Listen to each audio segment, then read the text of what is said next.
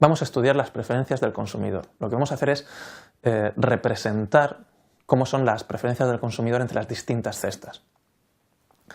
Bueno, pues las preferencias de un consumidor lo que hacen es indicarnos entre cualquier par de cestas cuál de ellas es preferida por el consumidor. Y bueno, pues entre dos cestas un consumidor puede preferir una cesta, otro puede preferir otra. Es decir, podemos tener dos consumidores distintos que tengan preferencias distintas. Por ejemplo, imaginemos estas tres cestas que tenemos aquí, la cesta A, la cesta B y la cesta C. Pues podríamos tener un consumidor, Carmen, que preferirá la cesta A mejor que la B o que la C y que preferiría la cesta B mejor que la C. Bueno, esta relación que estamos definiendo, esta de prefiere una cesta a otra, la relación que estamos estableciendo entre todas las cestas, eso es lo que llamamos preferencias. Podríamos tener otro consumidor distinto, llamémosle Ana, que puede tener unas preferencias distintas, que lo que puede ser indiferente, por ejemplo, entre la cesta B y la cesta A, preferir cualquiera de estas dos a la cesta C. ¿Cómo representamos esto? Bueno, pues las preferencias se suelen representar con un símbolo parecido al mayor que o al menor que.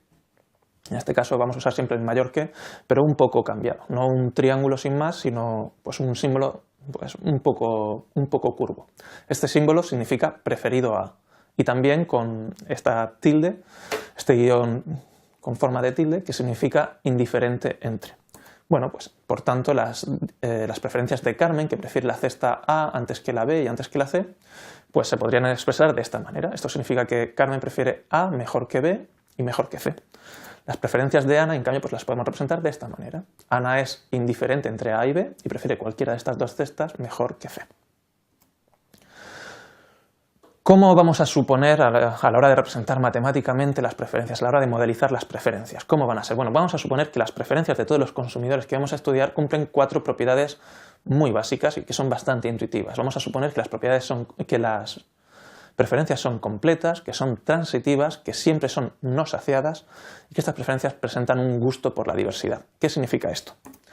Bueno, pues que las preferencias sean completas significa que el consumidor siempre sabe cuál de dos cestas le gusta más o si le gustan lo mismo. Esto parece muy normal, pero bueno, podríamos tener también consumidores que simplemente no es que no supieran si una cesta le gusta más que otra o si le gusta lo mismo, sino que no supieran decidir. Estos consumidores no los vamos a estudiar, no vamos a estudiar consumidores que siempre saben entre dos cestas si una le gusta más que la otra o si son indiferentes. Como veis, esto es un supuesto muy básico. Otro supuesto que hacemos es el supuesto de transitividad. Vamos a suponer que las preferencias son siempre transitivas. Esto es un supuesto un poco más difícil de comprender, pero que también es muy intuitivo. Que las preferencias son transitivas significa que si un consumidor prefiere la cesta A a la cesta B y prefiere la cesta B a la cesta C, entonces necesariamente le tiene que gustar más la cesta A que la C.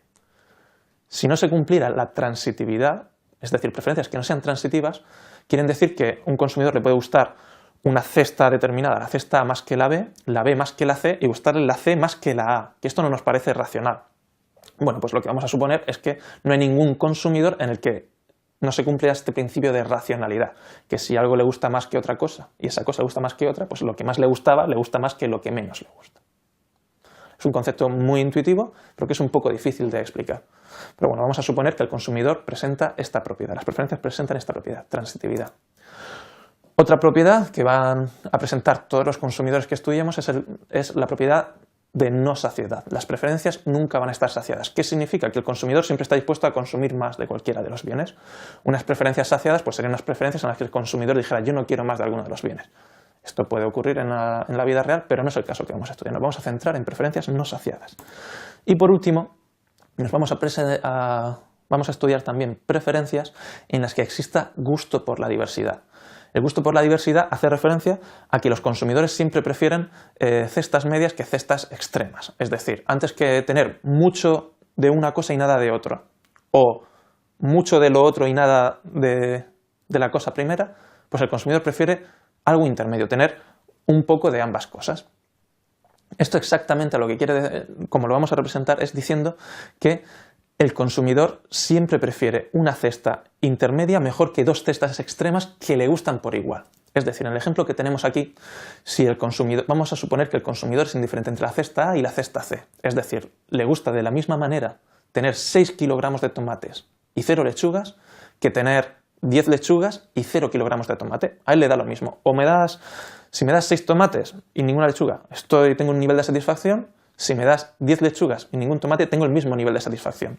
Lo que dice el principio de gusto por la diversidad es que el punto medio entre esas dos cosas, es decir, 3 tomates y 5 lechugas, le gusta más que cualquiera de los dos extremos.